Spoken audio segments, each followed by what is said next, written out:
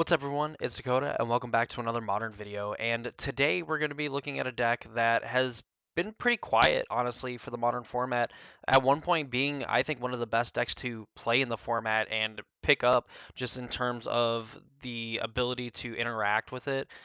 You had some very good options to interact with it, and sometimes it just felt like it wasn't good enough. So today we're going to be taking a look at the Living End deck for the modern format and just really taking a peek, see if there's any changes, any evolutions to the deck that have been made in the few months since we've actually taken a look at it. So let's go ahead and jump over to the deck. So here we have the deck piloted by Casey Ryback, who took it to a 6-2 finish in the Chicagoland Energy Series 5K trial with a 6-2 finish.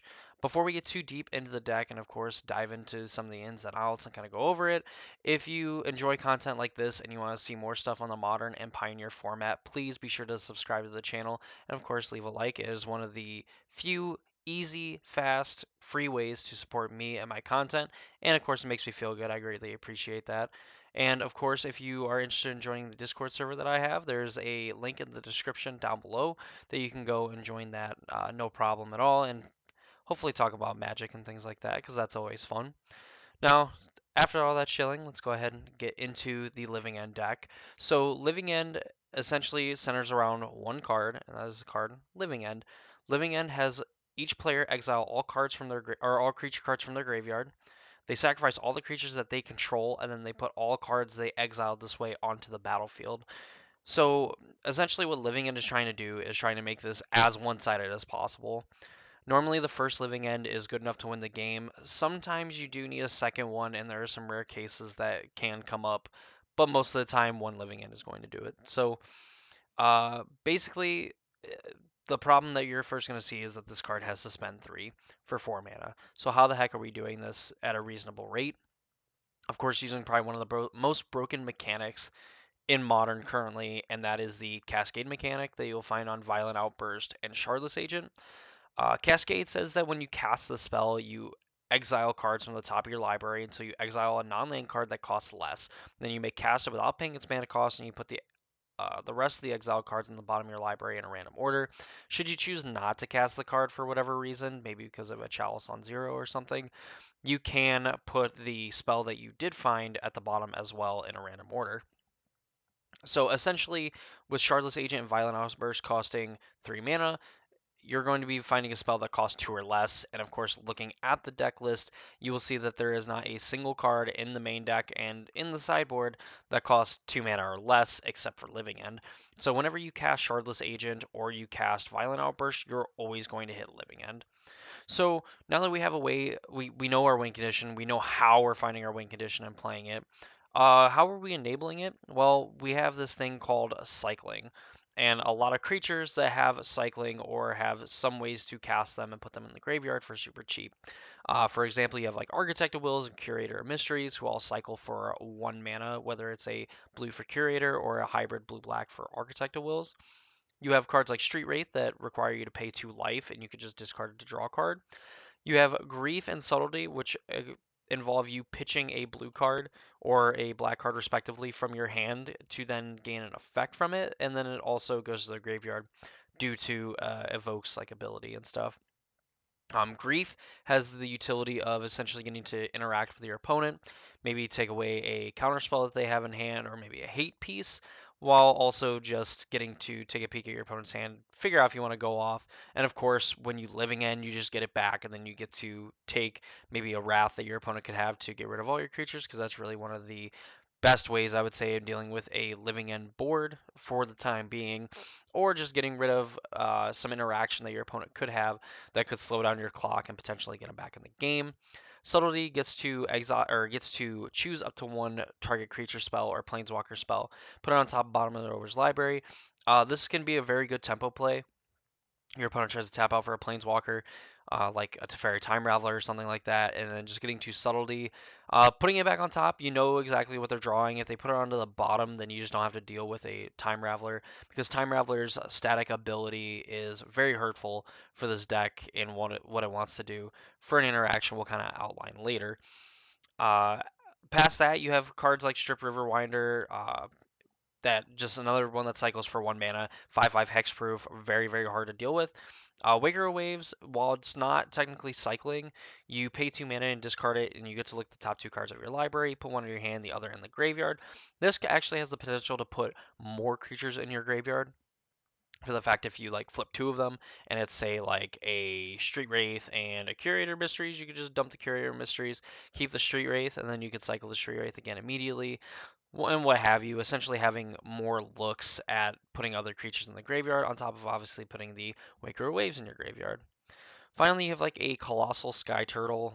It has a lot of just utility in it that you get to return target card from your graveyard to your hand. You could end up returning another Cascader to try to go again. You could also just discard it to bounce a creature to your opponent's hand and end up just kind of tempoing them out in that sort of sense. Also getting come back with Ward 2 as like a 6/5 flyer. It's very evasive, it hits really hard, and forcing your opponent to pay 2 extra mana for a removal spell that really most of the format cannot hit anyway with Sky Turtle. Um, the main one being like your 1 mana removal spells that I can't think of. Unholy Heat, that's the one. Unholy Heat can deal with it, but you have to pay an extra 2 mana. And for a lot of decks, paying 3 mana to deal with a Sky Turtle is not efficient when you consider the rest of the idiots that you're putting into play with this. The mana base, super simple. You're playing 19 lands. This allows you to kind of keep one landers that just have a ton of cyclers in hand because you get to look at like 2, 3, 4 cards for your second land drop. So you have like Botanical Sanctum that comes into play essentially for free on the early turns of the game. Doesn't cost you any life, which could be important in certain racing situations. You have Breeding Pools that are just going to be untapped mana right away. You have Misty Rainforest to get your basic forest and island on top of course, your Breeding Pool and your Steam Vents. You have Scalding Tarn to either go get your basic island or some of your other uh, fetchable dual lands like your Breeding Pools and your Steam Vents. You have a Wooded Foothills. It does get like Steam Vents. That's kind of it. It does get your basic forest, but definitely not nearly as good as like the Scalding Tarns. I don't know if this was just a like strategic choice or if you can play 2 Tarns instead of 1 Foothills, but I'm sure that the benefit that maybe you gain from playing a second Tarn or second Foothills is kind of irrelevant unless you are super into fetching up basic island over basic forest, which I could see this deck wanting to do a lot of the time given the fact that most of your cyclers do cost a blue mana or require a blue mana to cycle them. You have Spire Bluff Canal, which is another card that can come into play untapped on the early turns. Sunken Ruins to kind of filter some mana through. And lastly, you have 2 Otawara Soaring City. Just this being a untapped blue source, because again, a lot of your stuff wants to cycle for blue mana. On top of the fact that it is like a pseudo removal spell in some way, it gets rid of a Planeswalker, notably being that you can get rid of, say, a Teferi Time Raveler, bouncing an enchantment, against some of like the people that want to play the Enchantress deck, you can get rid of some confined, solitary confinements and things like that. It's also just a really good tempo play if you don't really have anything else to do with your mana, just kind of like a bouncer thing, untap, and then cascade to just kind of ruin their day. The sideboard, you have Mystical Dispute. A lot of these cards, I should mention before I really start going over any of them, they don't cost 2 mana or less. They usually have some alternate cost or something to make them cheaper. In the case of Mystical Dispute, if you're targeting a blue spell, it costs just 1 blue instead of 3 blue, or a blue and 2 other. And it's essentially a mana leak, but potentially cheaper for blue spells. You have Dead Gone, which acts as removal, and also has this weird like bounce effect where like you could bounce creature you control, uh, return a target creature you don't control to its owner's hand. So it's kind of a worse bounce because you can't save one of your own creatures, but you can bounce one of your opponent's creatures. Also, just being like a 1 mana removal spell against like some of the Ragavan decks is also really neat. Force of Vigor is one of the best 2 for 2s that you can get in the format, and I will keep saying this when you're playing against Hammer and other decks like that are playing Urza Sagas and that. Force of Vigor can tag that and then one of the constructs that it makes, or just getting a Hammer, Urza Saga, so on and so forth. This thing just has so many cards that it can target and hit. You are probably a light on the lighter side of like green cards that you can to pitch this to. That being said, it is still just very powerful and something that you can feasibly put into your deck and cast for its alternate cost, or even just end up finding enough mana and casting it for 4 mana and just getting to deal with two things is really awesome. Foundation Breaker is a cheaper way of just getting like another thing in the graveyard. You know, for 2 mana, blow up a artifact or enchantment. Living End, get it right back, do the same thing, and make it very hard for your opponent to come back. Especially again if they're playing like the Hammer decks, Enchantress decks, so on and so forth. You have Leyline of Sanctity and Leyline of the Void. Both come into play uh, at the beginning of the game if they are in your starting hand. Leyline of Sanctity giving you hexproof, giving you some advantage against the Thoughtseize decks, some of the other Grief decks, and so on. Giving you hexproof so that they can't end up messing with like your combo really all that much unless they have like counter spells and things like that. Where Leyline of the Void in some of the mirror matches and in, you know, like the scam decks, the red black mid range, so on and so forth. Obviously, the decks that care about the graveyard, but even some of the other decks that maybe aren't directly based on a graveyard strategy, but you know, kind of want their graveyard to do important things like Murktide. Is just another one that comes in as a 2 of. You can easily just, you know, mulligan for this in those matchups aggressively because your deck doesn't really need that much to go off. You can kind of just like chain your or you can chain your uh, cyclers into more lands and other cyclers and stuff to eventually build up. And then finally you have subtleties that get to interact more with like the creatures and planeswalkers, eventually just being able to tempo your opponent out. And of course, getting these back 3/3 flyers can be very aggressive, you know, in the late game when you're bringing back 2 or 3 of these bad boys. And that's the living in deck for the modern format. I'm surprised that this deck has kind of fallen off because it just does have a lot of the tools to deal with like the metagame at large. Murktide is still a very popular deck, and of course, you know, they have counter spells and the sort. But you can just eventually cast like these creatures, and they're not nothing. You know, your opponent also probably has a very hard time of like you violent outbursting on your turn or on their turn, and then them like counterspelling your cascaded into living end, and then you following it up with a shardless agent. You know, you can eventually just build up a critical mass of cascaders to where it makes it very hard for your opponent to have a counterspell for every single living end that you have.